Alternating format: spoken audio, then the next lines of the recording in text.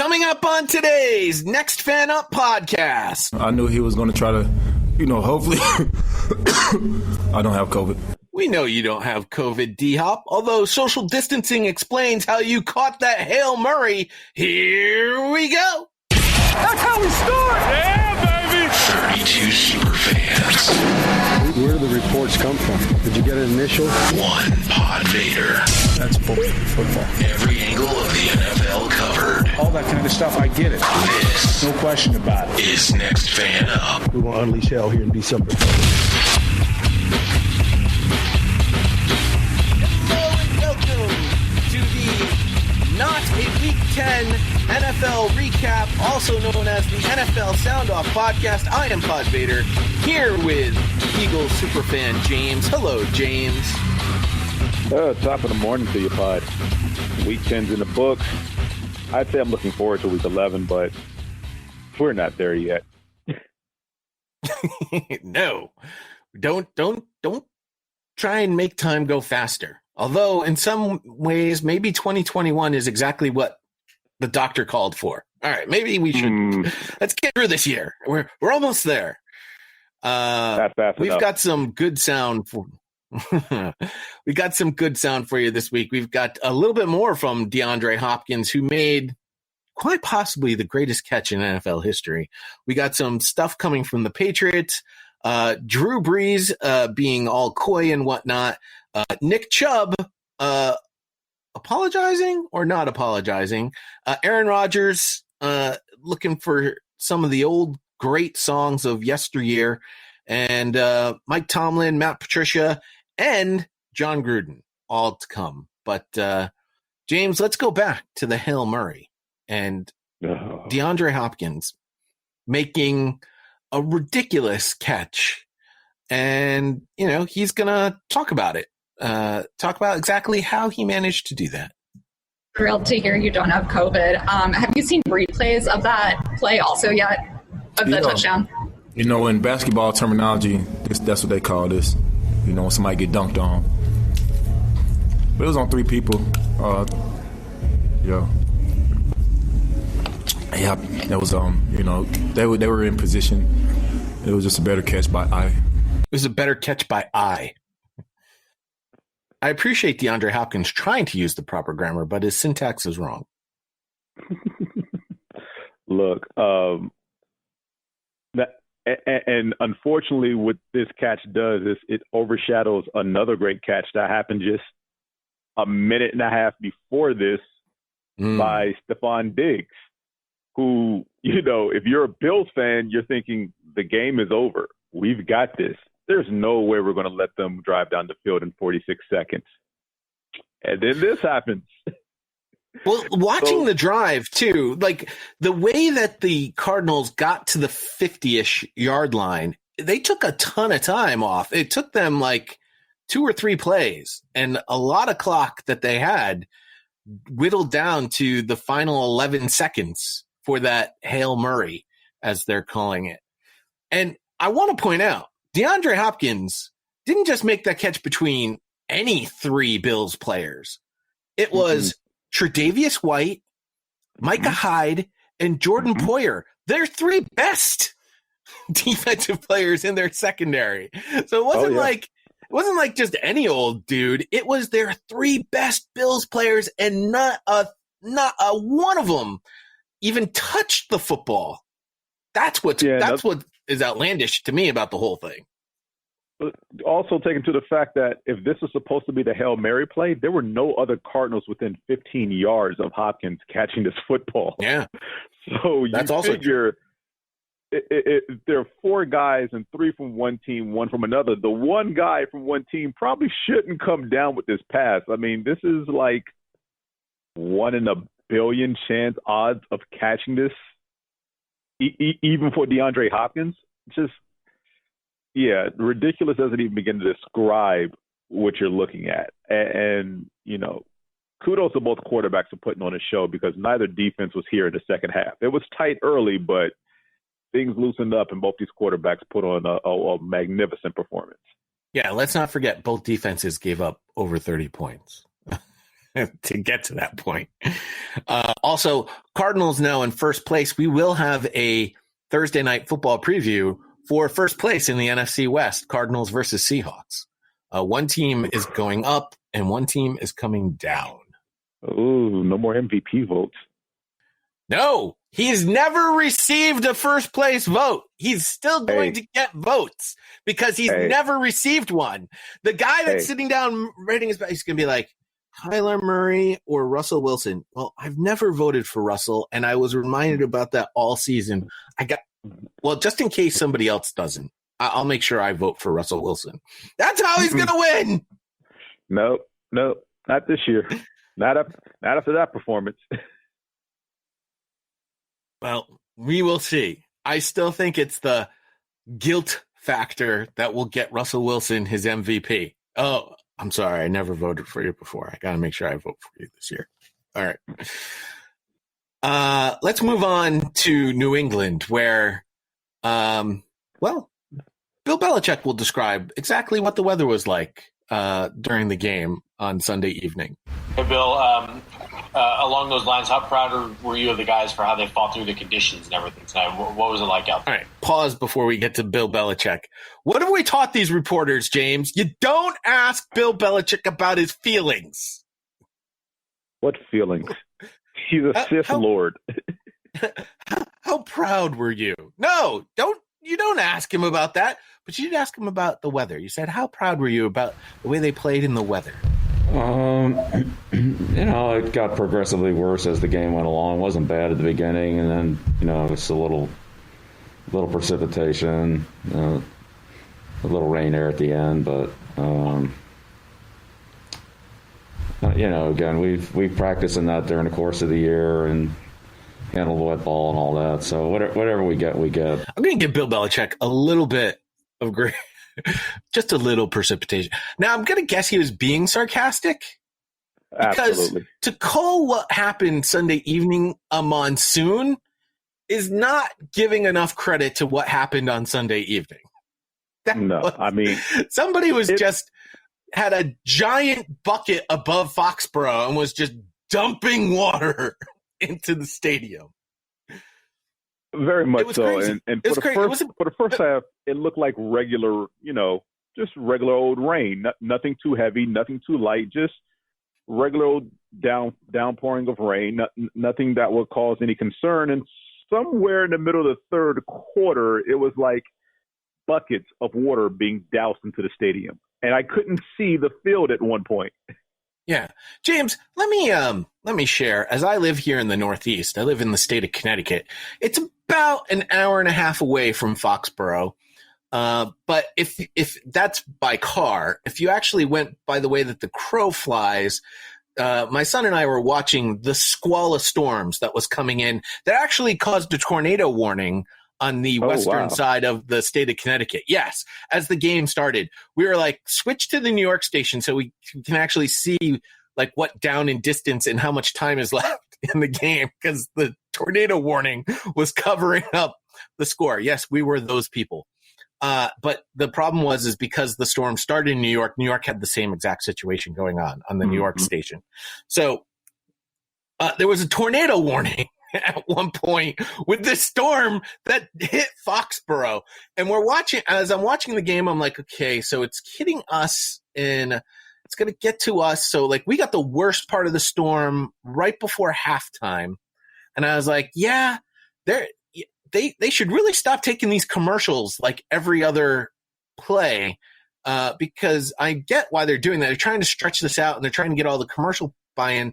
But if they keep doing this storm is going to hit them probably really good in the fourth quarter. And nothing like a tornado to really make a Sunday night football game much more lively.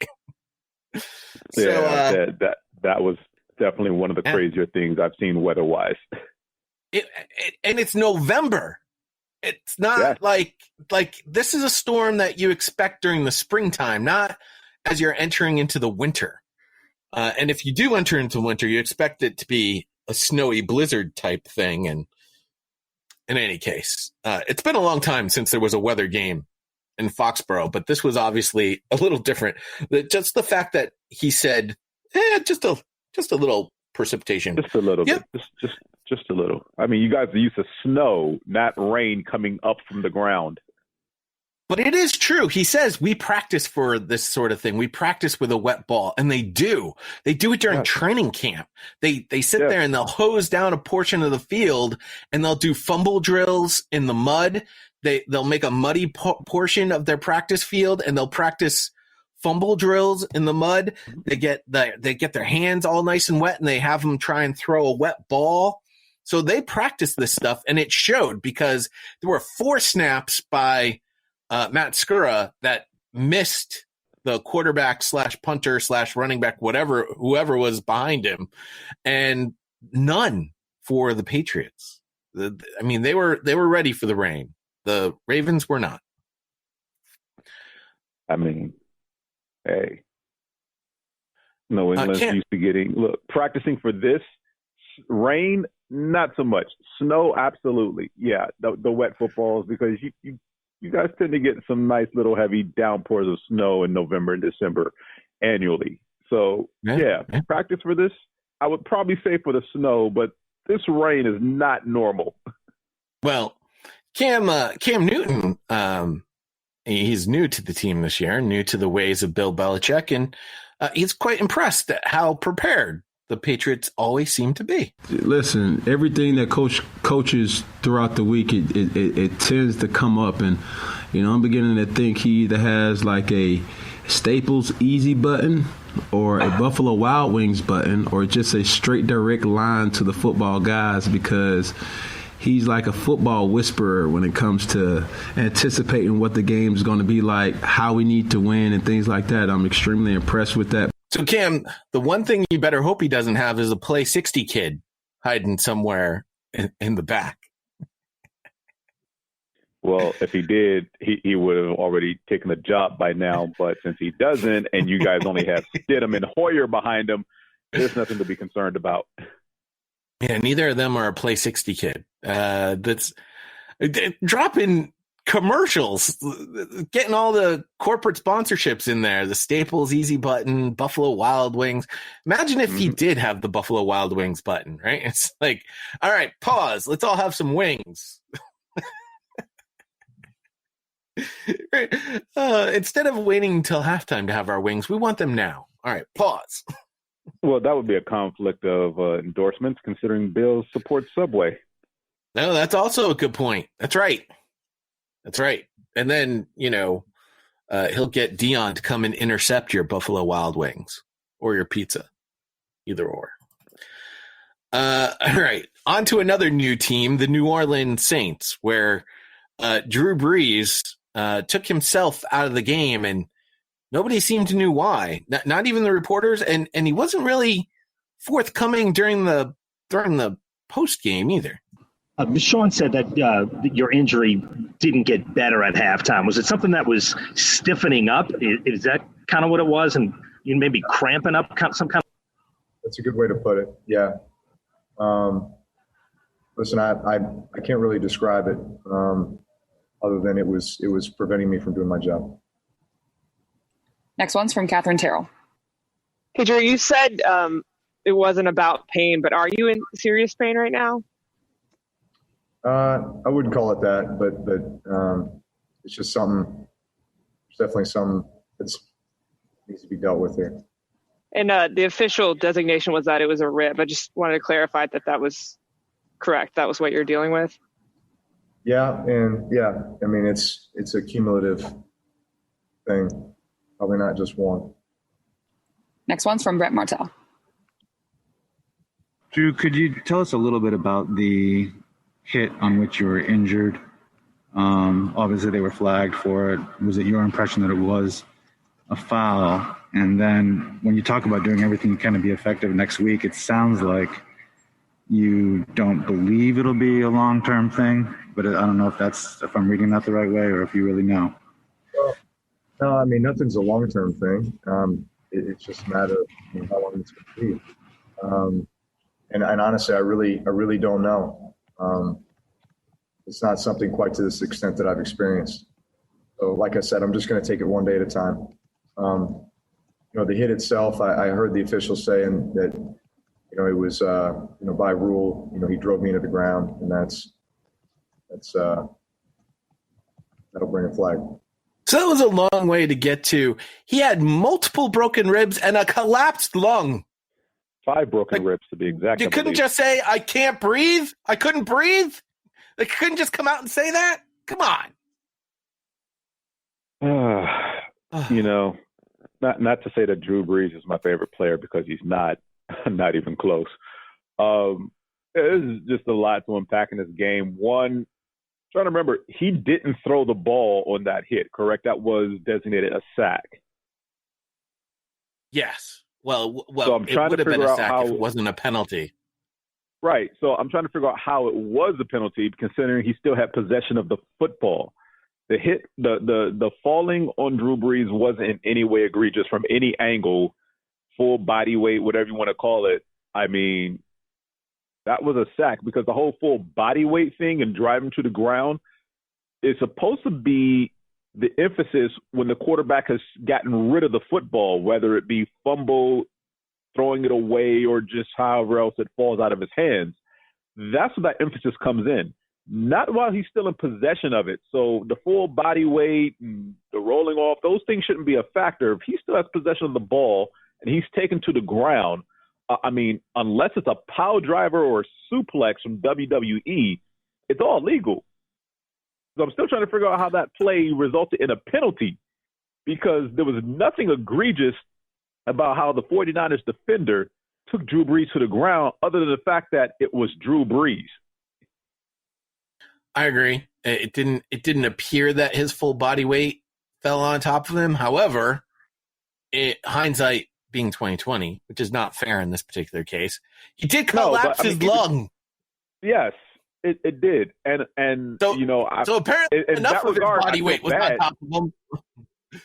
Look, Drew Brees is not a very large man. He's barely 6 feet and 215? Max, maybe 220? Probably. So, probably doesn't eat gluten. A lot of factors here. So that's the first thing. The second thing is the offense pretty much stalled with Winston in there, except for Alvin Kamara. And you would think the Niners would have been ready for, here comes a heavy dose of Alvin Kamara, and yet they weren't, because he pretty much gashed them after Brees left the game. Well, at that point, that's all you got. It'll be curious to see here, because obviously Drew Brees is going to be off for a couple of weeks. The timetable is still uncertain, but it's at least a few games. So you're looking at 2 to 3, and that's Falcons, Broncos, and Falcons again. Oh, so you don't even need Drew Brees. You'll be all right. Well, as MJ would be quick to tell you, those games against the Falcons, how we say divisional games records go out the window? This is the one rivalry that epitomizes it. I've been down in Atlanta long enough to see that one of these teams be 6 games over 500, the other one be 6 games under 500, and the team with the losing record dominate the team with the winning record like the former had never played ball before. No matter who was on what end of that spectrum, it doesn't make sense. And yet in other divisional games, you would say, Steelers, Browns, or, Washington, Dallas, and, those type of rivalries, you can actually call it and be like, the team with the better record's definitely going to win because they're playing better. Yeah, that doesn't happen here. You typically want to bet on the team with the losing record because they'd be the ones playing better. Add to the mix now, Drew Brees out, Winston in. People think it's going to be as seamless as it was last year with Teddy Bridgewater. As much as I want to jump on Winston's bandwagon and be like, he'll be okay, pump the brakes, he has to still get used to reps in this offense. All right, coming up, we're going to have a musical theme for some of our sound. Uh-oh.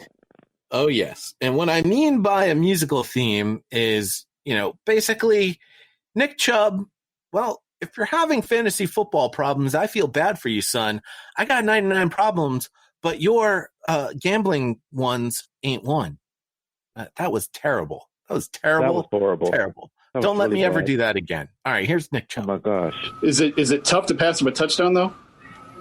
It is. I think maybe if I hadn't got one earlier, I would have scored, but it worked out. What about the fantasy players and gamblers? I guess I feel bad from that aspect, but I mean, we got the dub. That's what matters most. Okay, I get that the dub is what matters most, but they were already up by a score. Am I wrong there? They were up by a score at the point that he ran out of bounds, right? 10-3. I mean, sorry, 10-7. So they're up 10-7. Okay, so they're up by 3 points. Okay, he scores that gives them a differential of how much at that point? 10. Well, at least 9. At least 9 because extra points not guaranteed. Okay, sure. So you want to know what? We'll give them worst case scenario. So now you're only up by 9. Can you score 9 points in one scoring play? Not that I recall. I believe the max is 8. Yeah. So if you score the touchdown, you're still going to win the game, right? Yeah, but still, stop overthinking this stupid thing. Like, stop, you football idiot. No, but no. You don't give the ball back to Deshaun Watson. No, not when you've been dominating all day. You give your defense the best present of all, which is victory formation from the offense. That's how you do that. No. You go and score. You're up 2 scores. You give the ball back to Deshaun Watson, and at best, he does exactly what Kyle Murray did, and you're still winning the game by 3 or 2 or 1, depending on if they go for 2 and make it. You still win the game.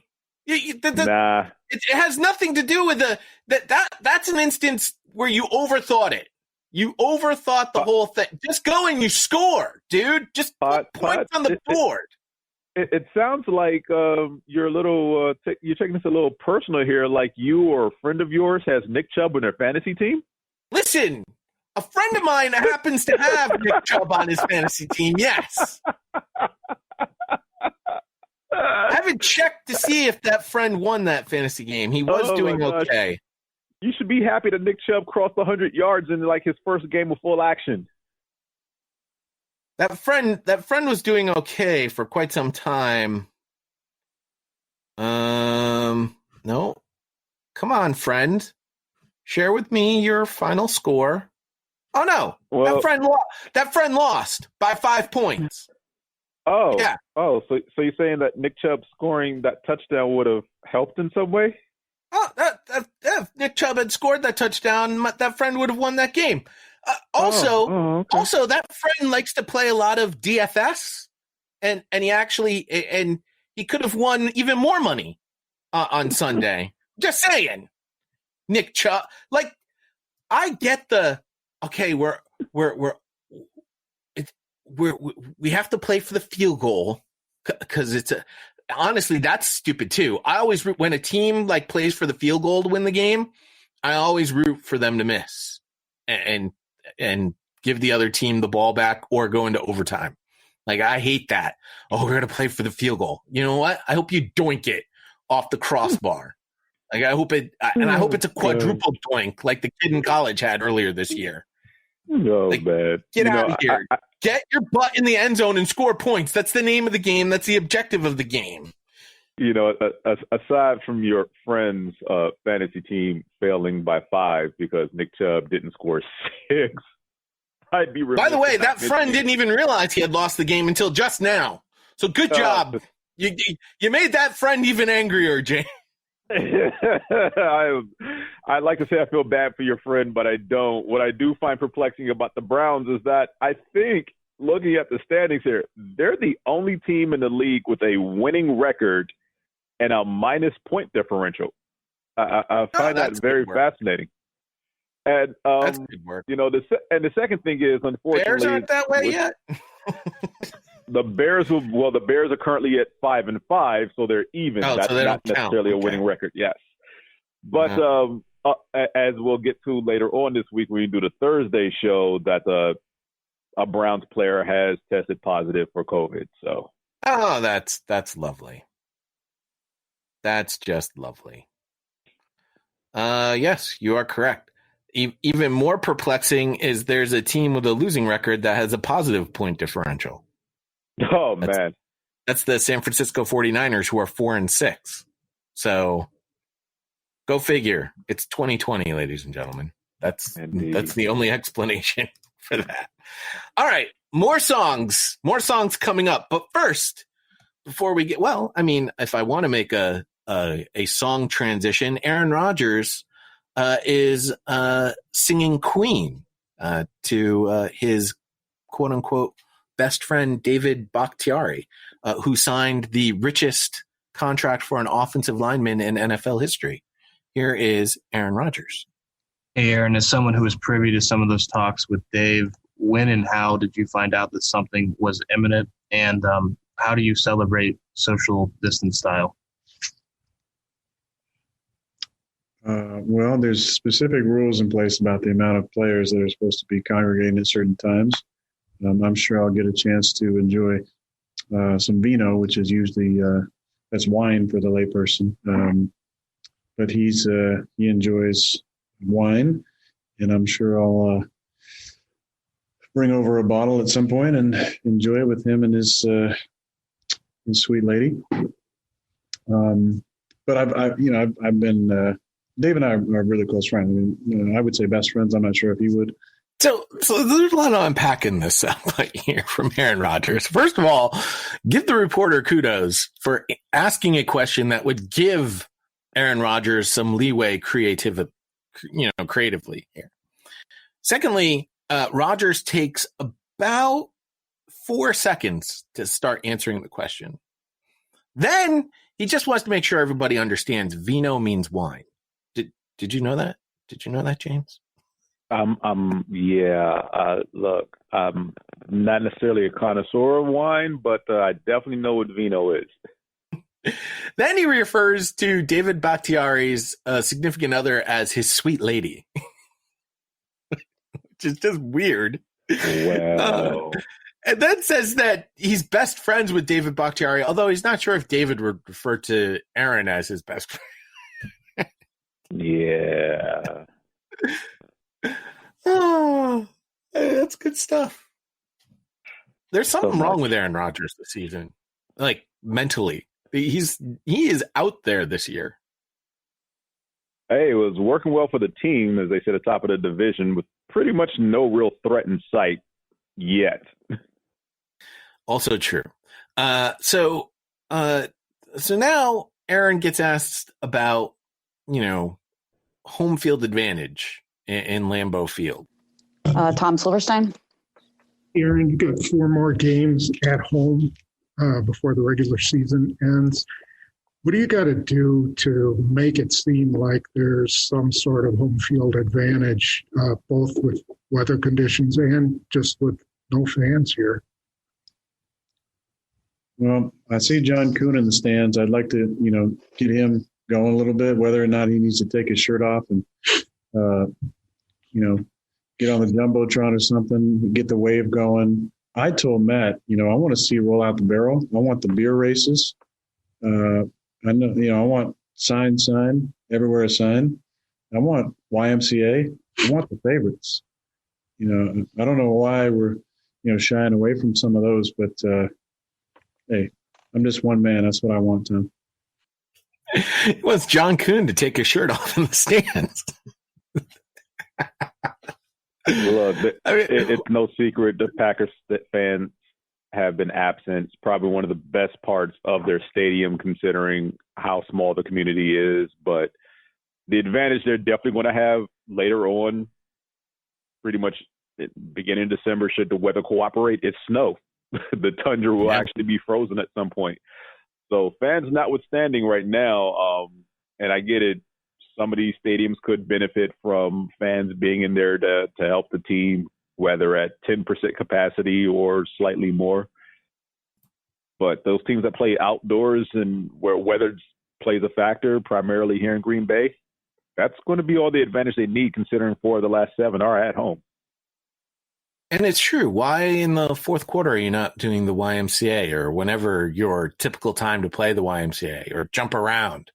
It's big in Wisconsin. They should be playing jump around at Packers games too, right? I mean, look, I can for all the jumping in the stands that goes on by both teams, because let's be real, with no fans in the stands, visiting teams are not shy about doing the Lambeau leap in Green Bay. That's right also now. true.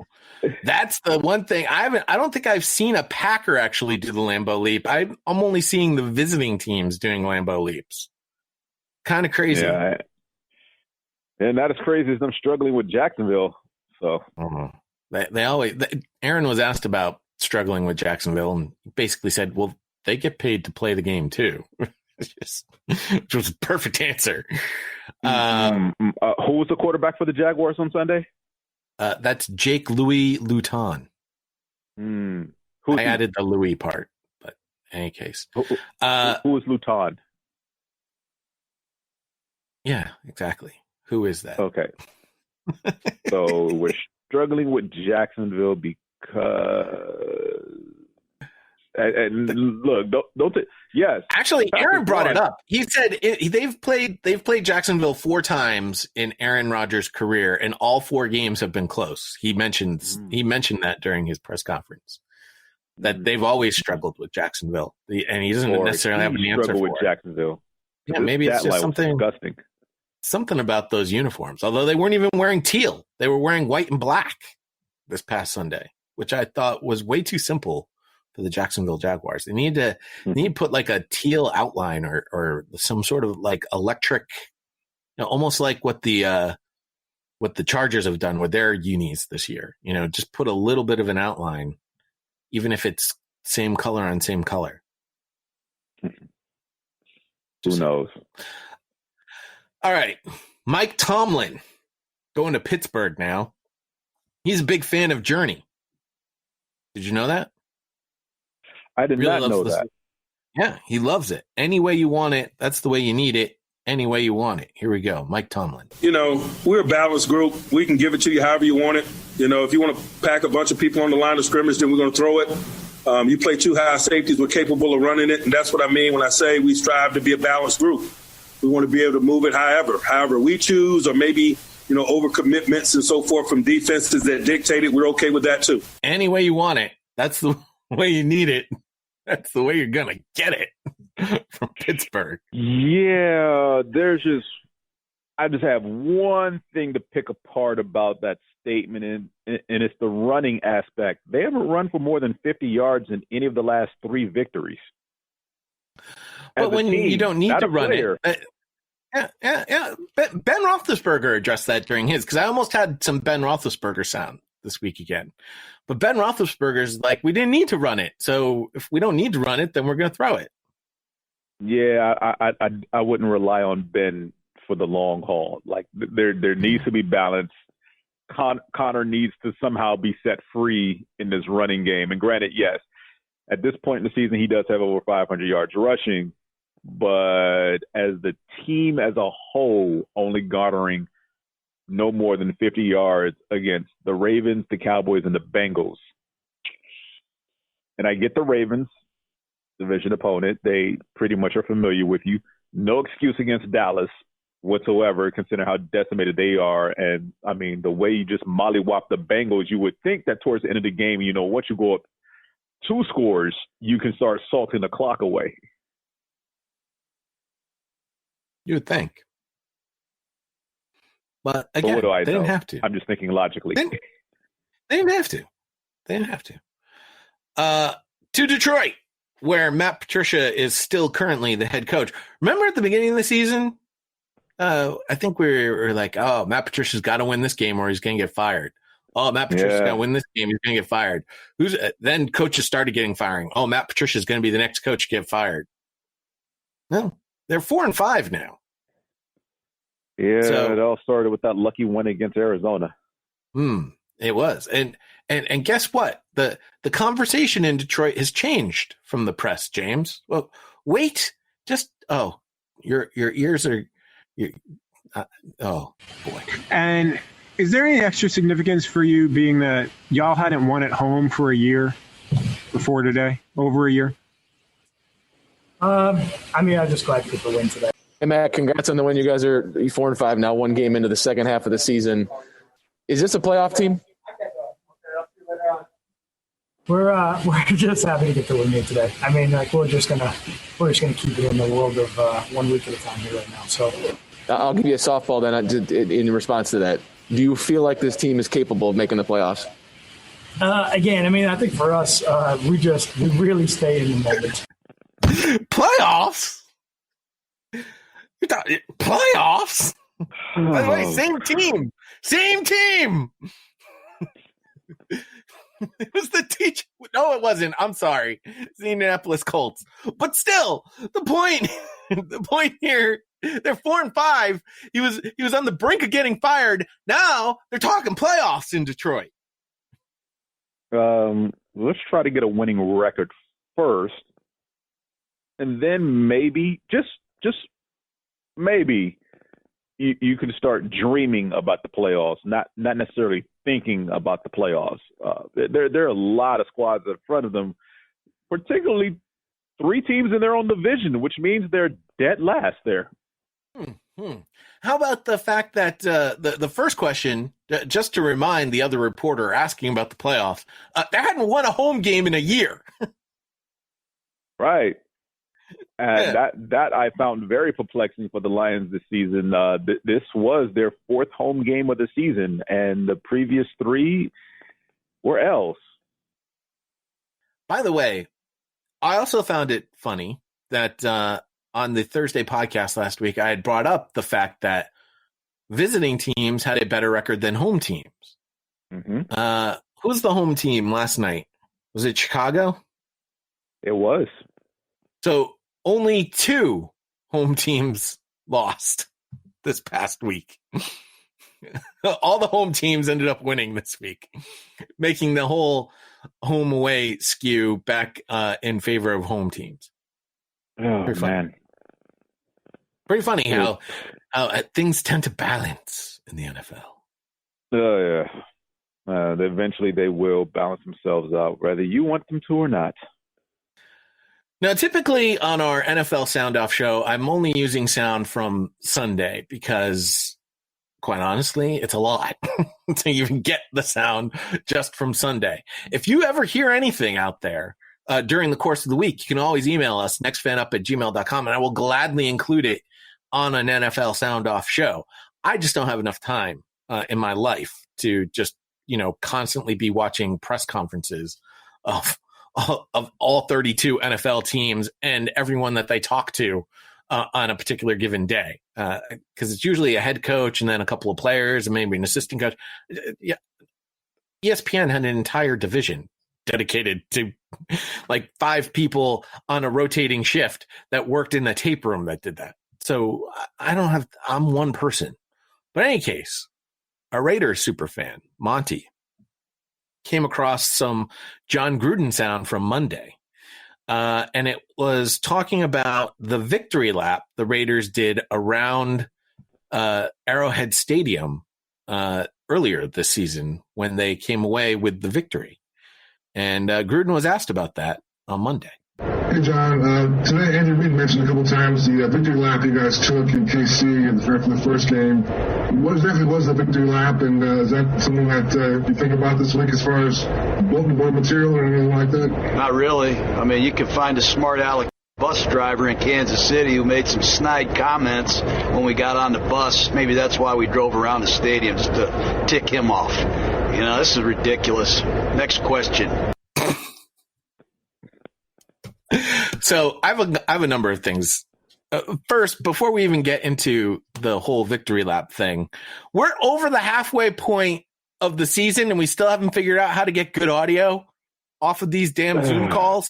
I mean, hey, James, could you imagine if we did a whole podcast that sounded like this? Wouldn't that be great? Our audience would love it, wouldn't they? They think this was awesome. Hey, sounds great to me. By the way, I'm not even saying this because I happen to be unemployed and available to help you with your audio. Take a breath. I almost swore there. I'm saying it for the literally hundreds of thousands of other podcasters who know how to set up an audio feed for you. It can make it sound really good. And if it's not really good, it's at least better than this. Hey, John Gruden, can you hear me? I know I sound kind of muffled because I'm on a terrible connection. What the hell? So you're saying it's not rocket surgery or brain science? That's what I'm saying. Okay. Now let's get back. Let's get back to this victory lap. So apparently, what John Gruden is saying is they took a victory lap not because they wanted to put it in the Chiefs' face. No, they were putting it in the bus driver's face, who had some smart aleck things to say to them as they got on the bus. First of all, why are we hiring some random bus driver to drive our professional football teams? Like, why isn't there like a especially in the age of COVID, why isn't there a designated Raiders bus driver? You would think there'd be one. Right? I would think I'd have someone that's specifically designated with the team to drive the bus because I know that guy is clean. Second of all, I hope that guy wasn't being paid hourly because who had the last laugh then? Oh, you want me to go around the stadium again? Sure. You want me to go around 5 more times? I can do that too for you. Well, all I know is this coming Sunday night will be an interesting contest, and we should pray for the sanity of both Monty and Nick. I believe there will be a superfan battle, a repeat. I wonder if Nick has paid up on his first wager. Wonder if he'll double or nothing on this one. Oh yes, Monty would be smart not. Monty would be smart not to. Monty would be smart not to take double or nothing. I would not take that bet. Also, I believe this is like the 6th or 7th time in the past 10 years that the Chiefs have had the Raiders after their bye week. Something ridiculous like that. Yeah. And Andy Reid's record after the bye, I believe, is the best in the NFL, if I'm not mistaken. So one of the best. If not him, then, that Belichick fellow. Yeah. So in any case, a couple of things for you to look forward to this week. We will have a Thursday night preview. I'm hoping that Dr. Jones and Justin, our Seahawks superfan, are going to get together. Do not have confirmation on if they will be getting together. Hopefully, at the very least, they will give me some individual recordings so that you can actually get the preview from the superfan, from both superfans. It's rare that we actually have both superfans this year for a Thursday night matchup. So that will be coming to you sometime tomorrow. We will have the full Week 11. Yeah, Week 11. We'll have the full Week 11 previews for you coming up on Thursday. And we'll go through all of the matchups. We'll have another recipe from Doc for you. And then, as I mentioned, on Friday, we'll bring you the at least one superfan battle, and that will be between Monty and Nick for the Raiders and the Chiefs, the rematch. The second go around. The question will be, will the Chiefs have a second go around the new Las Vegas Roomba when they come away victorious? You say that like it's a guaranteed thing. No, I'm not guaranteeing anything. Says the guy who guaranteed the Ravens were going to destroy the Patriots this past week. Yeah, Mother Nature had other plans. Was it Mother Nature, or does Bill have a button that he can press and go, all right, we would like Armageddon-type rains in the stadium for this game? Hey, look, I'm not taking anything away from Belichick. Coaching them up wonderfully. But you have to admit weather played a huge factor in that game. I don't know. Jacoby Myers, who knew that Jacoby Myers was a quarterback in his high school days? Apparently NBC did, because they had that tape ready to go. I would like to know, that's the real conspiracy here. How did NBC have a whole bunch of tape on Jacoby Myers as a high school quarterback? That's what I want to know. Well, because, like you said earlier about ESPN and Sound, NBC has some guys who work there who are just dedicated to finding film on all the athletes they cover. But they had it ready to go. Yeah. It's not like, oh, maybe he could throw it. Like, there's never been any indication that Jacoby Myers was going to, run a trick play and throw a touchdown pass. By the way, probably the prettiest pass I've seen out of a Patriots thrower all season. Not for nothing, but it was a pretty pass. But only where his receiver could catch it and dropped it in like a dime in a bucket. It was phenomenal. I'm pretty sure before his injury, Julian Edelman had something better than that. He had a nice throw, but it wasn't as pretty as Jacoby's. All right. I think that does it for our NFL Sound Off show. Like I said, if you hear anything during the course of the week, would love to add it to our Tuesday Sound Off show. Send it to us, nextfanup@gmail.com. I prefer MP3s, but I'll take any. I can convert any file that you end up sending me. Even if it happens to be a video, I can convert it and get it onto the podcast. Send those nextfanup@gmail.com. You can tweet us at NFU Podcast, Facebook.com/NFU Podcast. Great way to continue the conversation. And nextfanup.wordpress.com is where you can get a lot of Doc's recipes. I gotta get the last two up there, and our last 2 weeks of power rankings. I can get those up there as well. Until tomorrow for the Thursday night preview, there you have it. Dear friends and colleagues, saying goodbye is never easy. I believe we can all feel proud of what we have done together, and through it all, you have maintained your professionalism and commitment and remained true to the spirit of the Charter. That principle. We go out, we hit people in the mouth.